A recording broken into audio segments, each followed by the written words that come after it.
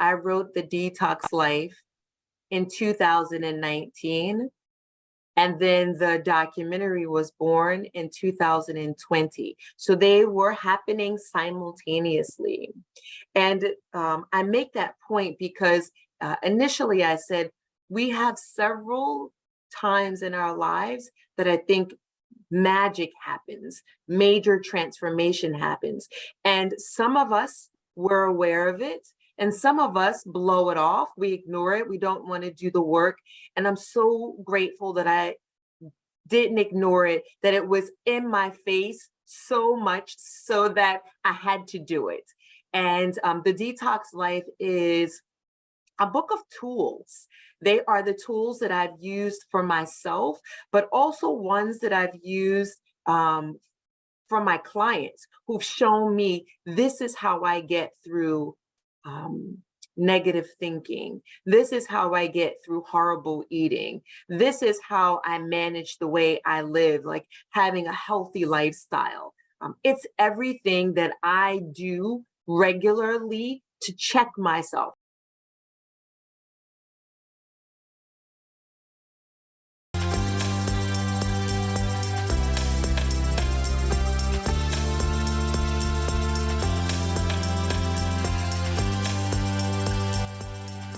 Welcome to Wellness Spring, our one-stop shop for education, inspiration, motivation, and optimal wellness.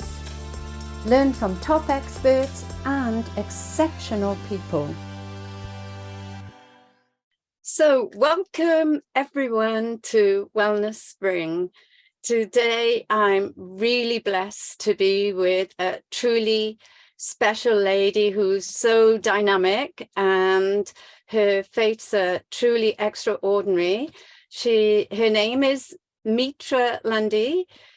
She is an author of Detox for Life and a well sought after speaker, coach, and the CEO and owner of Kinetics Personal Training Group and Fitness. And I know from little birdies that she actually saved her life, and I am so grateful to a communal friend, Marie Shanahan, for introducing us. So welcome everyone, and welcome Metra to Wellness Spring podcast. I'm so glad to be here with you, and I'm so glad to be with your audience. So thank you. Thank you. And before we delve into your absolutely amazing achievements, could you please tell the audience a little bit about yourself, where you grew up, your family, your education, and so forth? Sure. So my name is Metra Lundy, and I live in the United States. I live in New Jersey, in central New Jersey. I was born in central New Jersey, but I've lived a couple of places, southeast primarily, but I'm in New Jersey right now. And I am a mother. I have two beautiful daughters, one who's 29 years old. She actually just turned 29 in June. And I have another daughter who's 24. So I'm so very proud of my young women. I don't call them girls anymore. I call them young women because that's what they are. And I'm an entrepreneur. I've been in business for myself for the last 14 years. And I wear many hats as an entrepreneur. Those entrepreneurs out there, we do a lot of different things. So day to day, I am at my fitness studio coaching and training clients, but I also have a staff of 10. And in 2019, I self-published my first book called The Detox Life. And in 2020, I produced a documentary called A Walk in Her Shoes.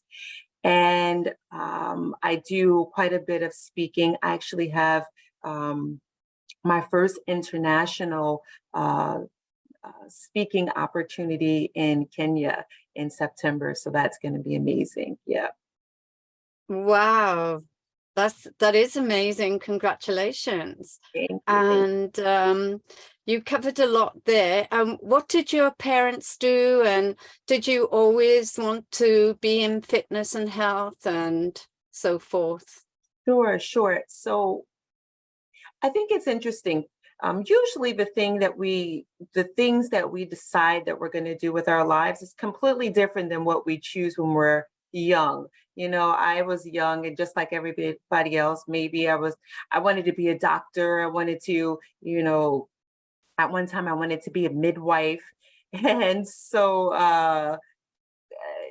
that, as a child, those were my childhood dreams. But looking back on that, it was really my grandmother who made a really big impression on me in being in the fitness industry. My grandmother was an amazing woman who raised 8 beautiful daughters. She was from South Carolina. And she raised her daughters with her husband, Russell Donald. But my grandmother was, for most of her adult life, for as long as I knew her, she was overweight and had a lot of health issues. I would see her bring out her pill box, and in the pill box, there were like, I don't know, 10 pills in each one, and I'd help her sort it all out. And so I grew up watching her take the pills, but also my grandmother was tragically killed in a fire. And she died from smoke inhalation because she was physically not able to get herself out of the house. And that really made a huge impression on me. I subconsciously made a decision that I wanted to be in really great shape. I wanted to be able to take care of myself and my body. And I wish my grandmother would have been able to get herself out of that house. But I also wanted it for my family. So her daughters and my children and nieces and nephews, I have a really big family. And so when there are family functions, I am the one who talks about health and wellness. I am the one who's at the, Thanksgiving meals, telling everyone that we need to go for a walk before or after the meal. So I hold that responsibility in my family for making sure that everyone is paying attention to their health and wellness. I hold that really as an important role that I play. And so my grandmother made the biggest influence on me being in the fitness industry and just being in health and wellness. So. Oh, thank you. Firstly, I would like to honor your grandmother, and I'm so sorry for her tragic transitioning, because, it must have been horrifying to die from inhalation of the smoke and see the flames and everything around you. Yeah. As regards large family, I'm from a large family as well. So I was one of 6, and, so you can imagine what it's like. And like you, I'm the only one into health and wellness. So I played that role as well. So it's good to know we got that in common. And you covered a lot. And I know I read that you saved your own life. Like, what was wrong with you? What symptoms did you have? Because I put on the little reel yesterday. One of my nieces was in and out of hospitals, and the doctors couldn't find out what was wrong with her. She had pains in her tummy, that she had magic eyes here, there, and everywhere. They couldn't find anything wrong. And then she read an article on FODMAP, and it's all about having too much fructose. And she took the initiative because she'd seen so many therapists, so many doctors and specialists. She changed her diet to a low FODMAP diet, and she's like a new person. Wow. Like, she's changed her life just by not having fructose. And I didn't ask Marie, and I haven't asked you. I'm just curious, Wow. what was going on in your life? Sure. So I really believe that there are significant moments in our lives that mark either a transformation or a moment where or moments when we're just stagnant. And in 2018, I went through it began a huge transformation for me and for my life.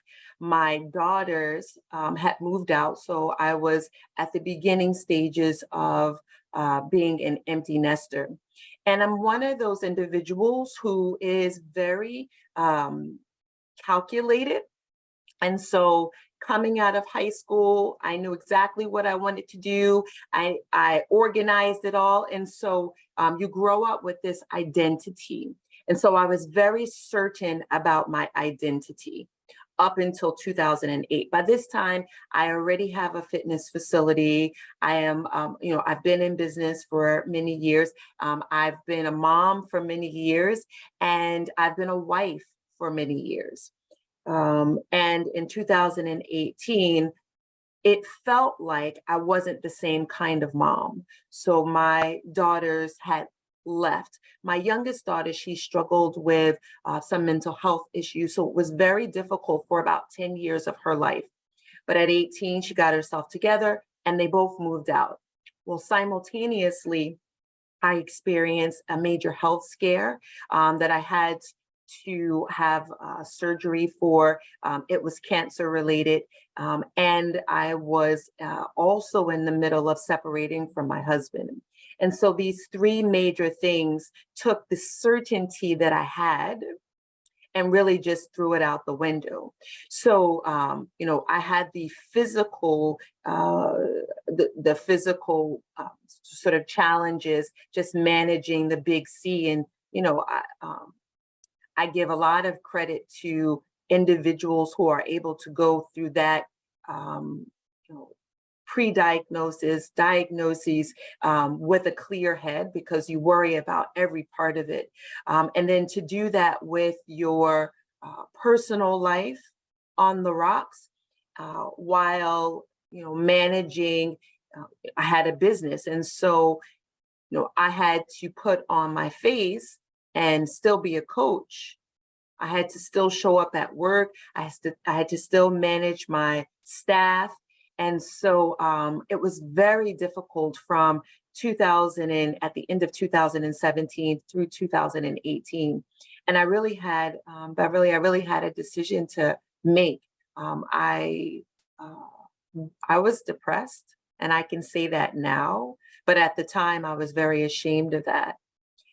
But my clients would have never known. Nobody would have ever known. And I got to a point where I was either going to lay still or do something. And I chose to do something. And the documentary that was born was rooted in that sort of life transformation. I chose to follow in the footsteps of a freedom seeker. And by freedom seeker, I mean an individual who at one time was enslaved and sought her freedom. Her name was Harriet Tubman. And she traveled from the Southeast. She was born in Maryland. She traveled to Philadelphia initially to gain her freedom, but eventually had to travel further north. So she found herself in Canada. But not only did Harriet Tubman free herself, she went back many times, they say between 11 and 13 times, to bring her family into freedom. Harriet Tubman is also significant because she fought for the Union Army, and she was a nurse. She was a spy. She was a general. She was a woman who won. She took a group of soldiers, Black soldiers, into a raid called the Combahee River Raid, and she won that particular battle or raid without any casualties. And she wound up freeing over 700 enslaved people. And so, in my mind, at my lowest point, I thought, if I was going to do something to save my life, it couldn't be a small thing. I had to really reach out and extend myself if I was going to make it through this through this time. And pain is a remarkable motivator. When we suffer, it challenges us to move. And so I decided in 2019 to take that journey. And it happened between June and August. I traveled from the eastern shores of Maryland to St. Catharines, Canada. And the total mileage was 695.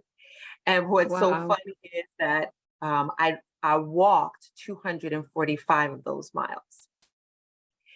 But I was completely prepared and ready to walk the entire 695. But what happened was, in the middle of me trying to figure out myself, I got a better understanding of Harriet Tubman. And it turned out that she didn't walk 695 miles, that she took many modes of transportation, including trains and wagons, and she got help from a bunch of people.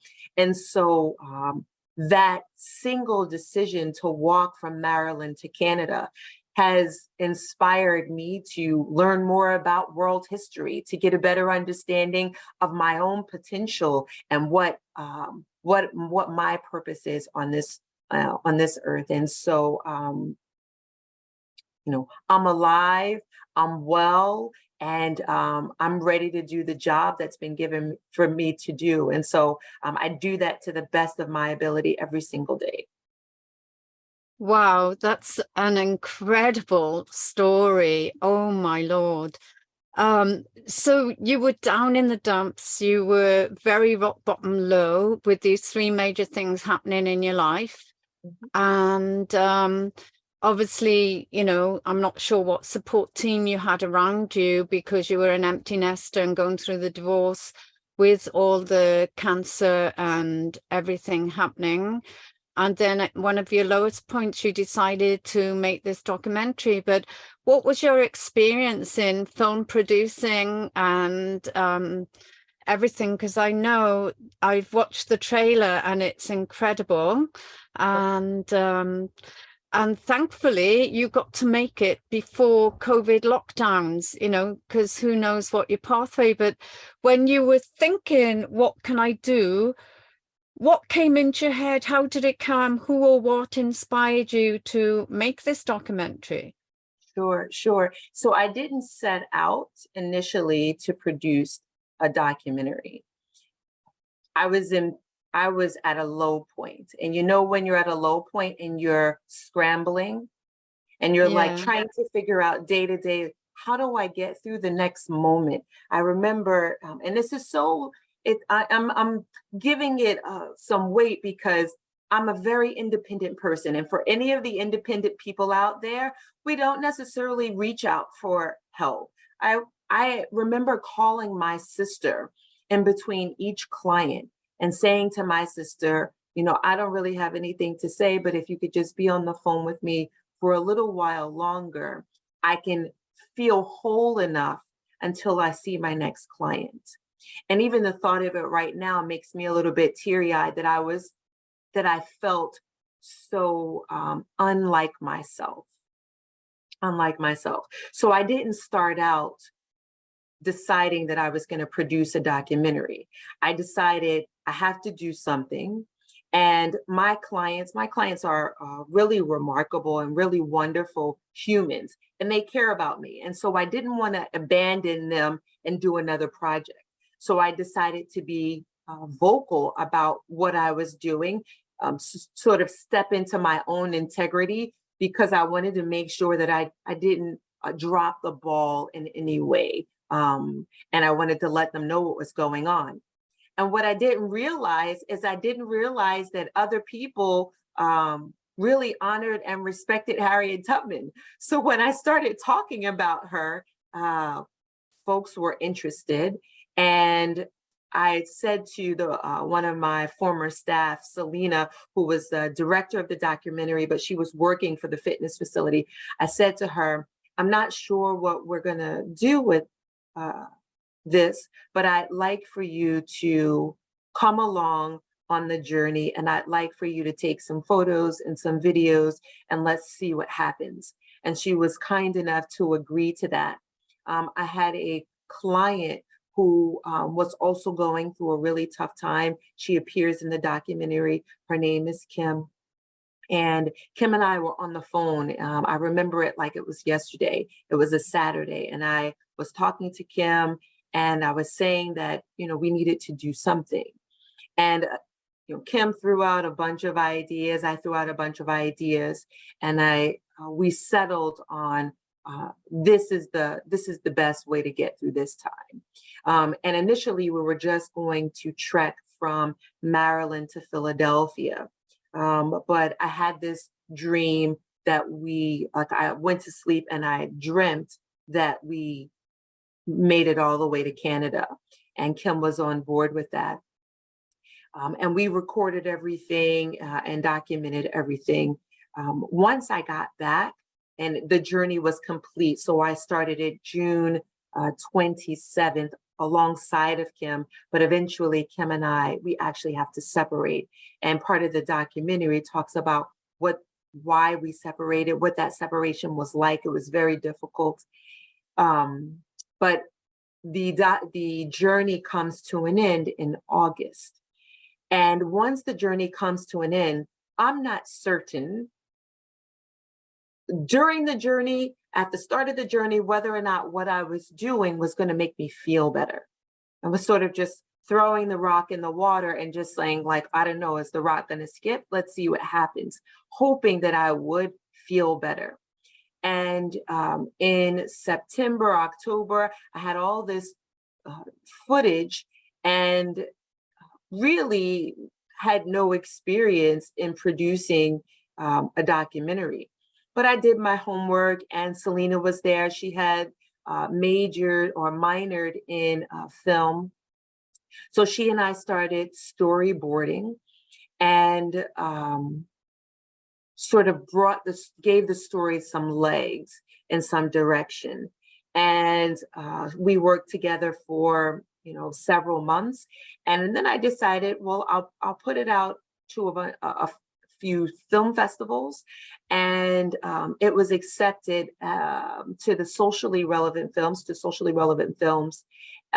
in March of 2020. And it was chosen out of like 600 films. The film was one of 20. And then it won an award. It won the IndiePix Vision Award. And I got contacted by one of the IndiePix agents with Selena and I sitting in the room and listening to the award ceremony. And when they call out our film, we both looked at each other and, we were sort of in awe with the entire process, because Selena had done portions of the walk with me.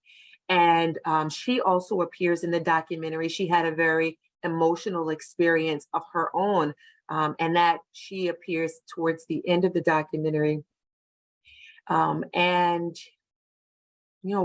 IndiePix, as a part of the award, gave us worldwide distribution. And so that is how the documentary was born.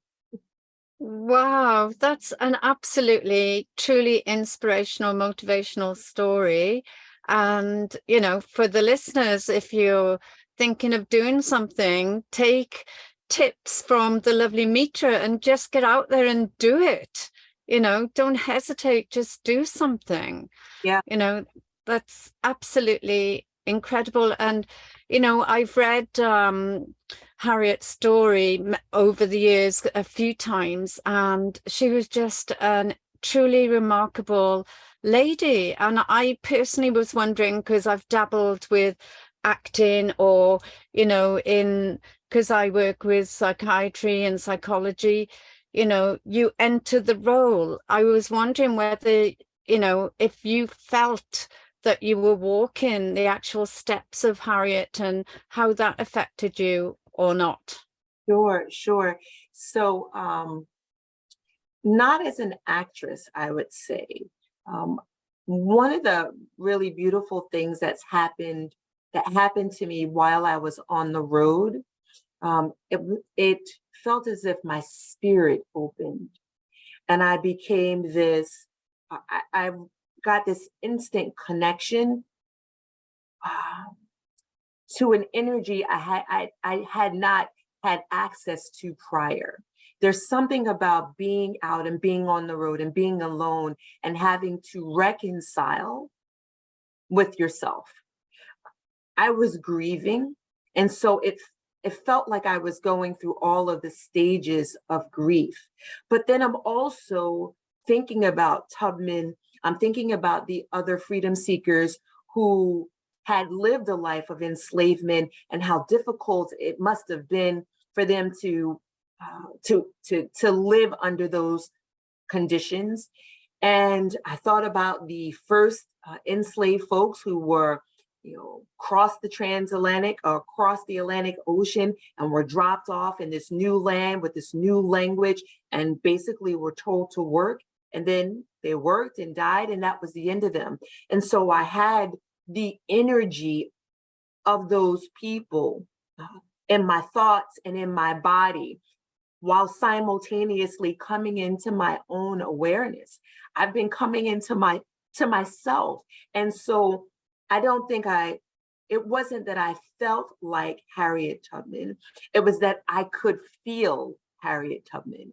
And I still feel her. Actually, and I don't want, it's not like she speaks to me in my ear. It's like she speaks through my heart. And when a thought pops up and she's there, I was like, okay, we're still communicating. And it's amazing. And she comes to me, but there are other people who also come to me. And so I feel really grateful to be able to be in touch with that energy and that level of awareness. And I really have to give so much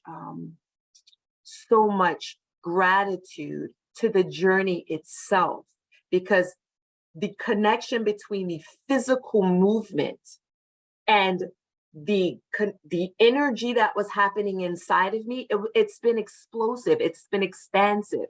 And so part of that is the reason why I really believe in people moving, because magic can happen, but you've got to be willing to do the work. And I am so much clearer now and so much more willing and obedient in what I know that I'm supposed to be doing. And so I'm grateful. Wow. Wow. Yes, because I know when you're in the energy field and you're in that zone, you embody it. You can't do otherwise. You become that person, regardless whether you're, someone in the peripheral or the key people, because that energy is swirling around. And to just honor such a great person, I'm very grateful for you for doing it, and to inspiring millions, because this is brilliant, the work that you're doing. And I totally agree with you about movement as well. We embody something and then we have to shift the energy, and the only person that can do it is yourself, as 100%. And I know you've also written a book, because I'm not sure you've had all your clears for the cancer, and health wise, I'm sure you're keeping an eye, because you're the wellness person in the family. And would you like to tell us about your Detox for Life book? Sure. So great news. I have a clean bill of health. So I am really, really grateful for that. I wrote the Detox Life in 2019. And then the documentary was born in 2020. So they were happening simultaneously. And I make that point because initially I said, we have several times in our lives that I think magic happens, major transformation happens. And some of us were aware of it, and some of us blow it off. We ignore it. We don't want to do the work. And I'm so grateful that I didn't ignore it, that it was in my face so much so that I had to do it. And the Detox Life is a book of tools. They are the tools that I've used for myself, but also ones that I've used for my clients who've shown me this is how I get through negative thinking. This is how I get through horrible eating. This is how I manage the way I live, like having a healthy lifestyle. It's everything that I do regularly to check myself. So everything from, dry brushing my skin as a way of cleansing the largest organ, to the books that, I read. There are a bunch of stories in there about my clients and how they've struggled to lose weight and how they finally were able to lose the weight and keep it off.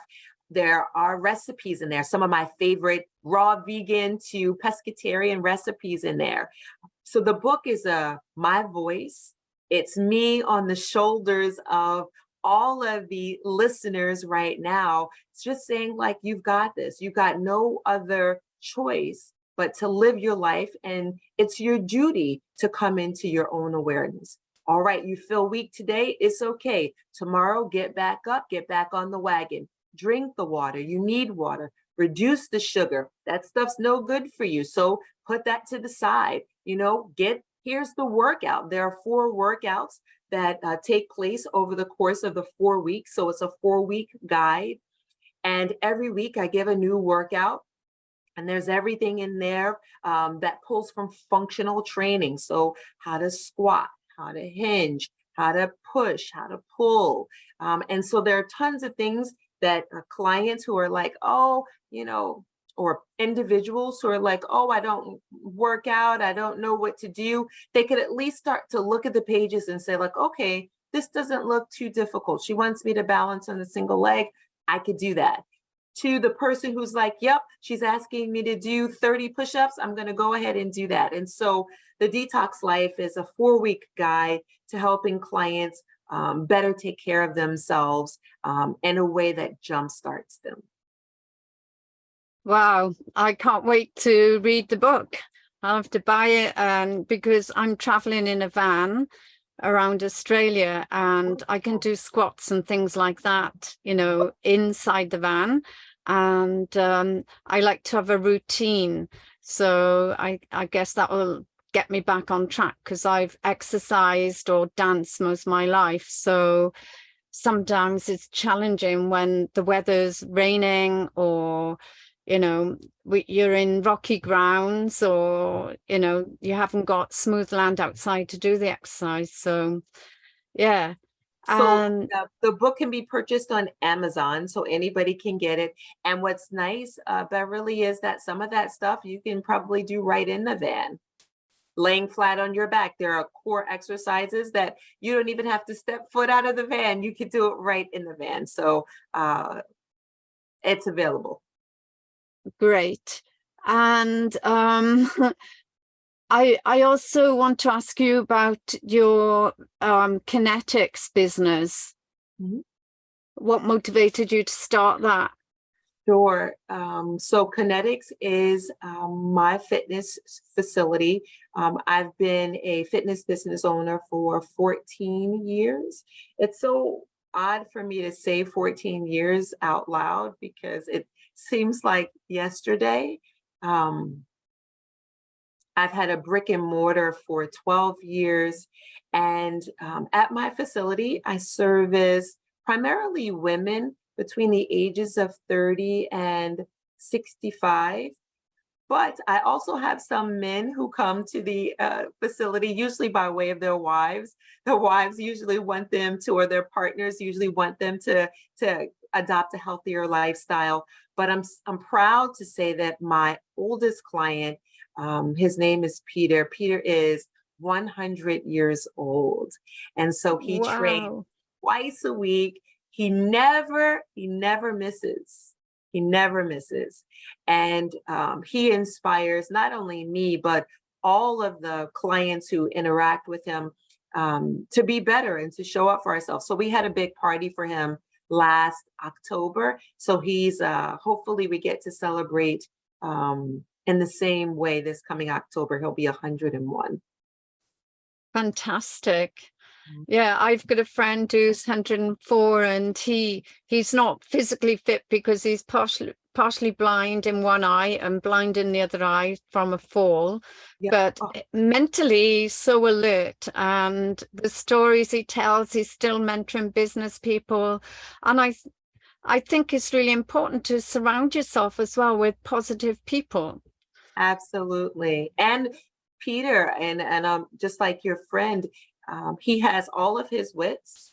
Peter told us during his party that he had just come out with his 66 of his best essays had just been compiled into a book. And I just thought, like, this is remarkable. At 100 years old, you're still producing work. You are still engaging with people of many ages, and we can still learn from him. And I think, wow, like, what a blessing to be able to be in his company. Absolutely. And I just want to quickly go back to the dry brushing, because I've been doing that for several years, and I preach it to everyone, because you know, people say, can I do it in the shower? No, it's a dry brush for a reason. And, you know, you're going to get rid of all the toxins that have, you know, you can't see with the naked eye, that you've been expelling overnight. And because you don't want them to go back into your lymphatic system and your circulation.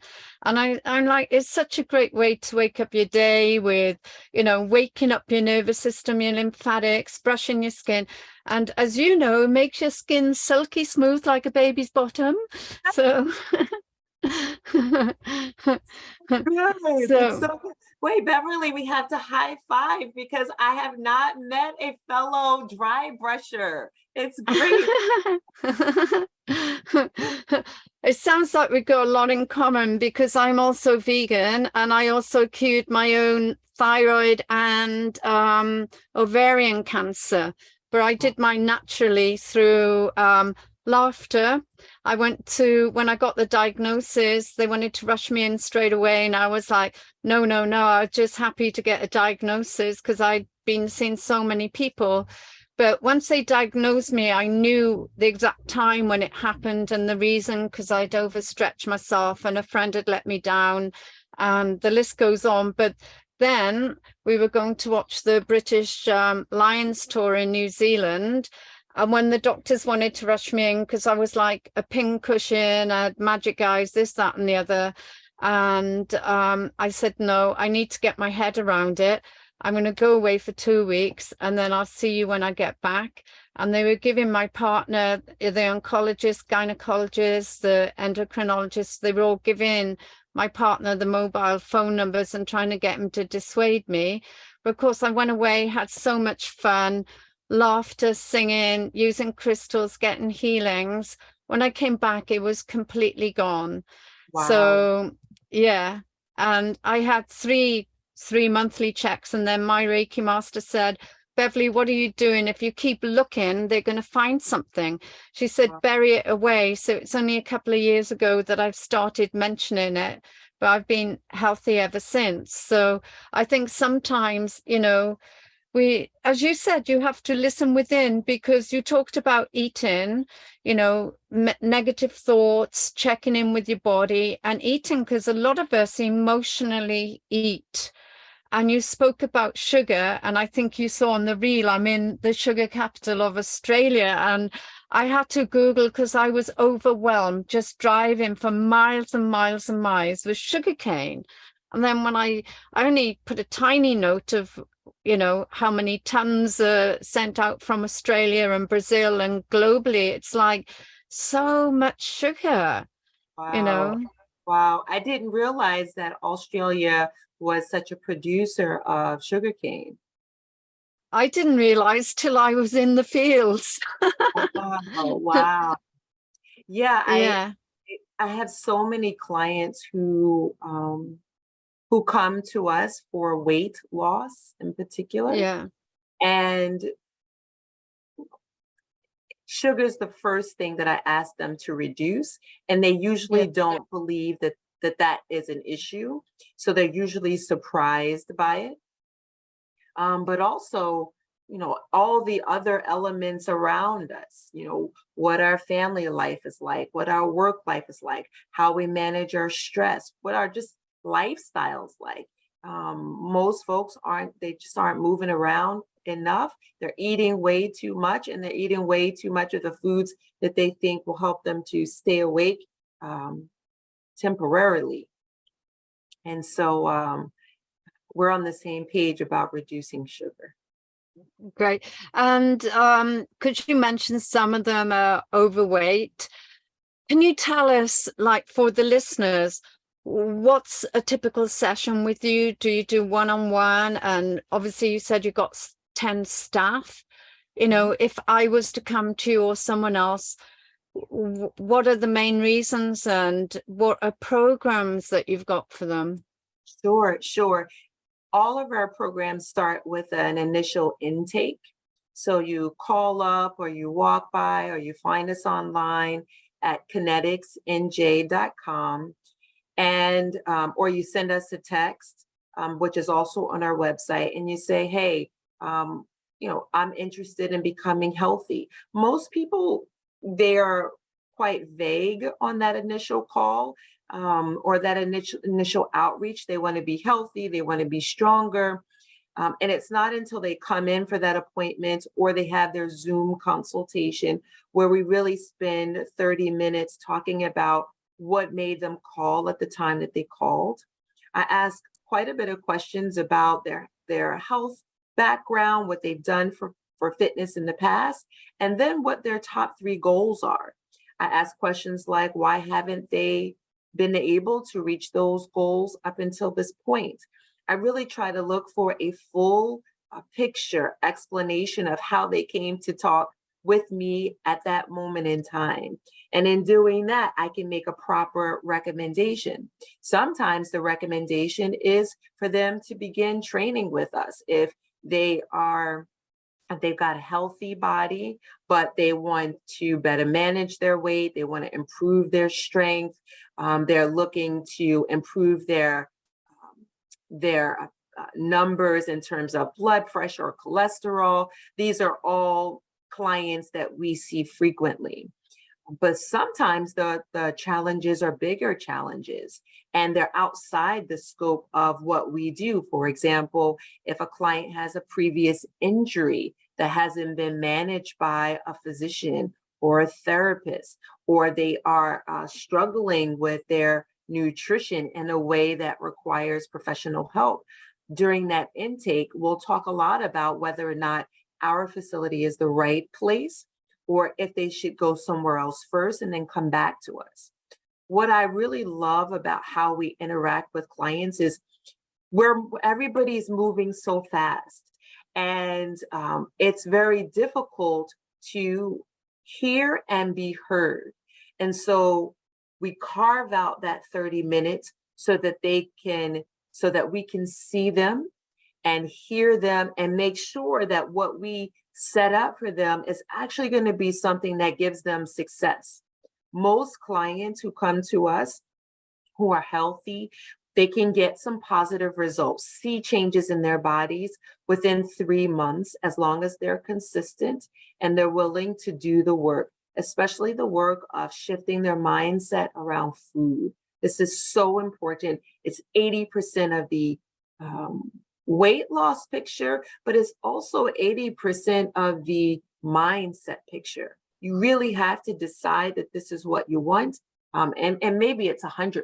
Maybe I'm misspeaking, because you need 100% of your mind to be in it, and then the other percents for your body and your actions to follow through. And so they come to do their intake, and then they have an initial in-person consultation where we physically move, or we do that over Zoom. There are many clients who are not in state with us. So we have national clients and they never set foot in the studio, but Zoom is amazing. And so we facilitate or we train via Zoom. After that initial consultation where we do their assessment, then together the client and I, or the trainer, we help them figure out what the next steps are. And so that's what a normal intake process is like for us. Wow, it's great. You covered a lot there, and you obviously work holistically, look at the whole picture, and you make tailor-made programs. And like you said, we're living in a fast-paced world. We're go, go, go. And it's about allowing ourselves the gift of time to stop and slow down. I know when I do Reiki or used to see clients for massage, etc., I would do a consultation minimum 30 minutes first, because it's allowing them to sit down and hear what they're saying, but most importantly, be heard by a professional. And that professional can pick up on, like yourself, on what their true needs really are. So it's wonderful. And it's great that you're doing the sessions on Zoom as well. So globally, people can sign up with you as well. And for people who would like to start out as a personal trainer because you're so successful, what tips would you give them? Sure. So an individual who wants to go into personal training as a career, you mean? Yeah. Sure. So the first thing I would say is make sure that you're entering the career for the right reasons. So sometimes what we want for ourselves is one thing, but you have to be able to deliver that thing to someone else. So being a personal trainer is not about you being in shape. It's about you being able to take an individual from one place of fitness to another place. So just because you go to the gym or you eat healthy doesn't mean you could actually coach someone else to do that. So anyone thinking about being a personal trainer should make sure that they're doing it because they want to help someone else. The second thing I would say is find a reputable place for schooling that book knowledge matters and experience matters. And so the program that you choose should have a clinical component or an internship requirement, as well as a lot of these places do self-study, or some places do in-classroom study, but to make sure that that clinical component is there, because to read about someone who has challenges with their knees and contraindicated movements, to read about it is one thing, but to actually interact with that client and have to manage the individual's emotional state of wanting to do whatever you're asking them to do, but physically not being able to do it, that you need the skill to be able to manage the individual, also to understand biomechanics and how to adjust that exercise so it's done safely. And then the last thing that I would recommend is that the person should make sure that they have done their due diligence in terms of where they want to be in terms of training. Do they want to work for themselves? Do they want to work for a facility? And be able to answer why. I've seen tons of people get into personal training and not understand that you should actually work for someone first so that you gain a bunch of experience with customer service. What does it mean to be a trainer? It means that you're dealing with customers. That's just one component. It means that you understand, basic biomechanics, and you can cue exercises appropriately. But then there's also, the sort of business component. We do a lot of, marketing, online and offline in order to stay relevant, a lot of continuing education. So a person coming into the industry shouldn't be naive to the various components of personal training, and they should be flexible and willing to work for a facility first so that they get enough experience underneath their belt that they could go into that industry and be successful. Wow, those are three very amazing points, which I'm sure you could apply to all businesses as well. And even it's like being a detective and knowing, you know, exactly what's going on and being alert of what's happening around you and having an open heart and be willing to learn, because, you know, a lot of people, like you say, you can read a book, you can do be a gym junkie, but to actually be in the presence of another being and take them from A to Z is a completely different story. And even like when you mentioned earlier, you know, in your initial consult with a client, maybe they don't need your services yet, but to have that awareness, you should see a physio, osteopath, a sports doctor, this, that, or the other. And it's wonderful to hear that you're so thorough with everything and all those great tips. But I just want to talking about success and business, because personal training is one business, whether you are employed or working for yourself. But you actually have had this building for 14 years and you've got 10 staff. So how do you juggle the staff? And for people who want to start up their own business with an employer, the personal trainers, you know, what tips would you give them? What are your success tips? Sure. So it's what I was mentioning before. There are a lot of people who enter the fitness industry who want to be entrepreneurs. And I think this is totally a wonderful thing. But I do think that you have to go in with your eyes wide open. And so when I entered the fitness industry, I was working full-time for a university. I worked at that university for 10 years as an accountant. Now I have a degree in biology and I have a degree in accounting. And I had decided I was teaching traditional West African dance. I was dancing with a company and I was asked to teach. And I had no idea if I would enjoy teaching. But it turns out I had 40 people sign up for my class and I loved it. And that really was the beginning of me teaching and coaching. Prior to that, I had no desire to train or coach in any way. Well, though that single class turned into several styles of teaching fitness. And then eventually that became one-on-ones. I first sublet space. So I shared space with another person. And then when I grew out of that, I was still working full-time. So I was working full-time, 9 to 5, and I was training and working in my business from 5 p.m. to 11 p.m. I did this every day for 1 year. And even before I had a facility, I was training out of the trunk of my car. So I handled all of these things in stages. And so what I would say to anyone who is an entrepreneur and wants to be in the business of fitness, it really depends on where you enter.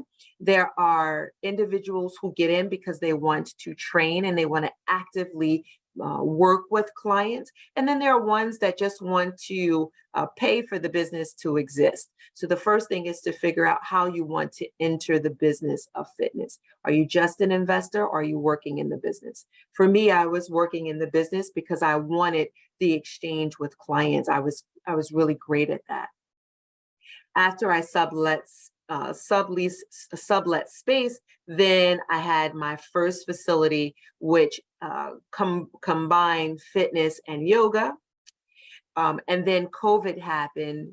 Then I opened a second studio in the same town that my yoga studio was in. So I had 2 spaces. They were sister spaces. COVID happened, I closed one facility and I kept the other one open, and that's where we are right now. My greatest lesson in anybody wanting to open a fitness business, to do your research, to make sure you understand where you're entering in. Are you going to actively train? Or are you just going to invest? And then to give a lot of thought to how you're going to make that business successful. A lot of time goes into marketing. A lot of time goes into self-study about of what I want, but also working with my staff. How do you manage a staff? Is it just going to be you? I got to the point where it couldn't have just been me. I really needed help with that. And so I am constantly learning. I am a student of my life. And so anybody coming into this industry should be a student of their lives and just be certain about the direction that they want to go in. Thank you. That was wonderful. And just one quick question before we wind up. If there was one thing you could do to change the world, what would it be? Sure, I would continue to produce work like I'm producing right now. I'm working on a second book. I am gonna really enjoy that first international talk that I'm doing, and being able to just spread my wings in that way. And I look forward to more films. And so producing the work that sits right in my soul is what I believe that what I want to do. But for each individual, I believe that we're all here for a purpose. So you have to produce the work that is sitting in your soul. Fabulous. Thank you. And I've put in the chat box all the links to your website, your documentary and book. And for people who watch the replay, please put some questions and follow the advice of the lovely Metra. You know, it's so important for all of us to look holistically, keep our bodies moving, eat a healthy diet, have a healthy mind, watch our thoughts, and be of service, be of service to others. Thank you so much for having me on your show. I so appreciate it, and appreciate you and the work that you're doing to transform lives. So thank you so much. Thank you. And I appreciate all that you're doing, and please keep shining. You're such an inspiration for us all.